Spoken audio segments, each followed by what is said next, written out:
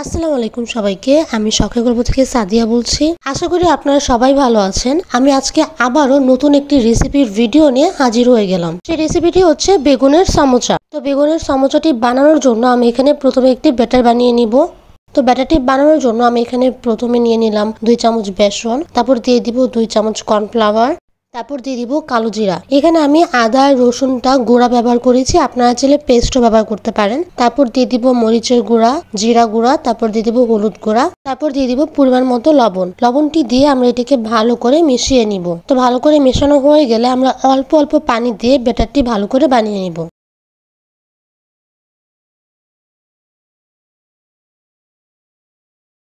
তো এই তো আমার ব্যাটারটি তৈরি হয়ে গিয়েছে, দেখতেই পাচ্ছেন খুব একটা পাতলাও না আবার খুব একটা ঘনও হয়নি। তারপর আমরা দিয়ে দেব ধনিয়া পাতা কুচি। এটিকে আমরা ভালো করে মিশিয়ে নিব।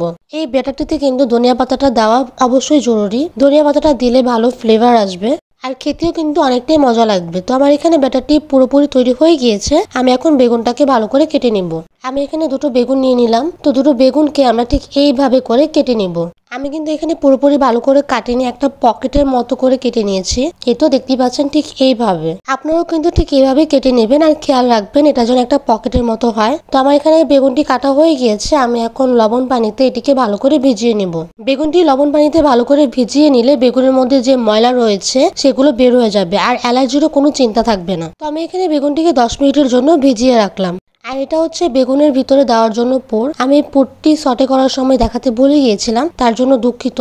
এই পুরটি সটে করতে কিন্তু খুব একটা ঝামেলা হবে না। তো আমি এই পুরটিতে মাংস, গাজর, বাঁধাকপি, কাঁচামরিচ, পেঁয়াজ এইসব দিয়ে ভালো করে সটে করে নিয়েছি। আপনারাও ঠিক এইভাবে ভালো করে সটে করে নেবেন। তো আমার এখানে বেগুনটি ভালো করে ভেজানো হয়ে যাওয়ার পর আমি এই পুরটি এটির মধ্যে দিয়ে দিব। ঠিক এইভাবে করে আমরা এক এক করে বেগুনের মধ্যে পুরটি দিয়ে দিব। যদি কারো আমার কথা বুঝতে সমস্যা হয় তাহলে দুঃখিত। আসলে ঠান্ডার জন্য আমি খুব ভালো করে কথা বলতে পারছি না, তাই দয়া করে আপনারা কিছু মনে করবেন না।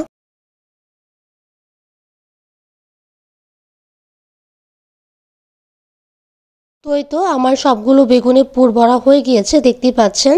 আমি যে বেসনের ব্যাটারটি বানিয়েছিলাম এখন সেই ব্যাটারি দিয়ে এটিকে ভালো করে চুবিয়ে নিব বা এটিতে ভালো করে লাগিয়ে নিব।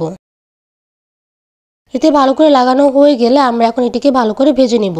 আমাদের কিন্তু এটিকে মিডিয়াম আঁচে ভালো করে মুচমুচে করে ভেজে নিতে হবে। আর আমাদের খেয়াল রাখতে হবে এপিঠ ওপিঠ যেন ভালো করে ভাজা হয়, এটি যেন পুড়ে না যায়। আমার এখানে ভালো করে ভাজা হয়ে গিয়েছে, আপনারা দেখতেই পাচ্ছেন কতটা মুচমুচে হয়েছে। আমি এখন এটিকে একটি প্লেটে নামিয়ে নেব। তো এই তো তৈরি হয়ে গেল আমার বেগুনের সমোচা। এটি কিন্তু চায়ের সাথে খেতে অনেকটাই মজার লাগে। আপনারা সবাই এটি চায়ের সাথে অবশ্যই ট্রাই করবেন। আর হ্যাঁ, এটি কিন্তু টিফিনেও আপনারা আপনাদের বাচ্চাদের দিতে পারেন। শীতের দিনে গরম গরম খেতে কিন্তু অনেকটাই মজার হয়।